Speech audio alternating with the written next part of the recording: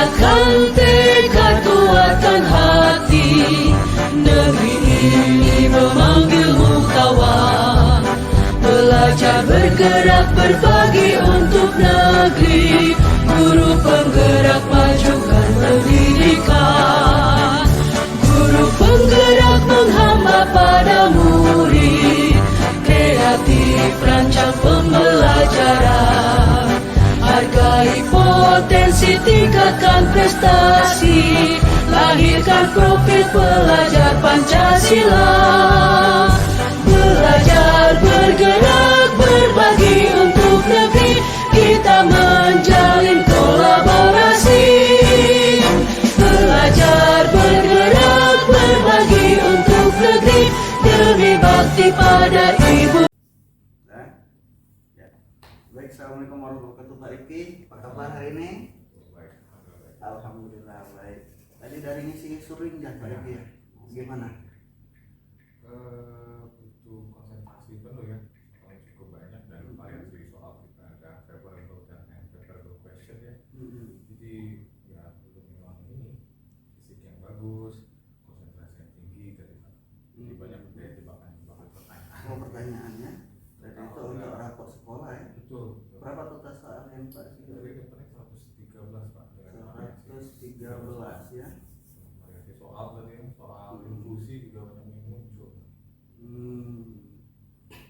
Cukup ya? Jadi seperti kita ASN kemarin jawab psikotes. Ya, seperti psikotes, seperti CPNS lah Pak. Oh ya, baik Pak Rifki, pada kesempatan kali ini kita akan melakukan pasca observasi. Jadi kemarin alhamdulillah kita sudah melakukan pra-observasi, observasi. Nah ini tahapan yang ketiga, yakni lanjutannya. Jadi ketika Pak Rifki sudah melakukan pembelajaran, mengajar anak-anak di kelas. Oh ya, kemarin materinya adalah tentang ada bermedia sosial Pak ya. bermedia sosial ya. Kelas 11 ya Pak. Betul. Jadi ada bermedia sosial fase F kelas 11. Jadi ketika Pak Rifki mengajarkan kepada anak-anak, saya sendiri sudah menemukan apa-apa yang ingin dikembangkan oleh Pak Rifki saat pembelajaran. Jadi ketika pembelajaran tersebut, yakni dengan media diskusi, anak-anak sangat aktif, kemudian mengumpulkan ide-idenya Pak ya. Jadi Pak Rifki selaku fasilitator memfasilitasi anak-anak untuk menggali keilmuan, menggali wawasan daripada hal itu sangat aktif sekali pada pelaksanaan kemarin itu. Artinya metode yang Pak Rifki gunakan ini sudah tercapai sesuai dengan targetnya. Kemudian kira-kira untuk refleksinya apa yang Pak Rifki dirasa kurang saat kemarin melakukan pembelajaran atau mengajar saat itu? Sejauh ini ke materi ya, konten ya, karena segmen pembelajaran sudah sangat terukur kan. Ini kan sudah ini Gen Z ya. Iya. Jadi kalau dicocokkan dalil Islam tentang adab bermedia sosial ini kan tidak ada yang konkret ya. Jadi bahasanya itu lebih ke menjaga akhlak, beritanya itu yang harus difilter dulu. Nah, anak-anak kan usia mereka yang rata-rata user ini media sosial ini kurang dipahamin kadang-kadang. Kita yang bermain di 2-3 platform, mereka sudah melebihi itu. Penjelajahan kita itu sebelum mereka sendiri kurang memahami. Lebih cepat mereka ya. Apa ya kan? Untuk media sosial yang tidak terlalu familiar kayak gitu kan. Instagram, TikTok, itu kan udah biasa. Itu sih Pak, lebih ke aplikasi media sosial mereka ya. Bahkan kalau ada beberapa kali saya tanya itu media sosial yang cenderung kontennya sangat sensitif atau bermuatan negatif gitu ya, malah mereka yang menyebutkan itu secara detail dibanding pemahaman saya. Kontennya sih di situ Pak. Kalau di sisi lain kita sebagai guru agama kan bahasa kami itu kan selalu universal dan menyesuaikan dengan zaman. Konteks-konteks zaman ini kan nggak ada nih media sosial. Menarik dalil-dalilnya itu aja sih yang perlu ditingkatkan, jadi evaluasi dalam refleksi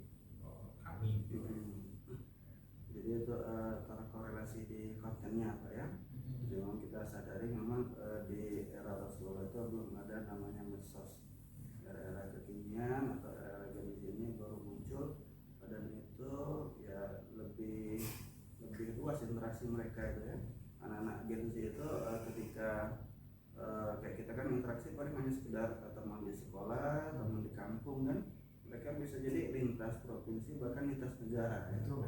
Medsos ini itu terkorelasi tentang konten ataupun materinya. Untuk metode sendiri kira-kira sudah dirasa ada perlu improvisasi lain atau gimana kira-kira Pak selain diskusi misalnya? Iya, itu kan pakai diskusi ya Pak ya. Iya. Nah, karena kita kan kalau diskusi itu hidup dan aktif gitu Pak. Sejauh ini saya tuh masih kurang upgrade, kurang tambahan di metodologi sih, misalnya metode pembelajaran. Untuk pembelajaran ini di kekinian itu apa? Saya masih butuh insight baru deh Pak, tambahan.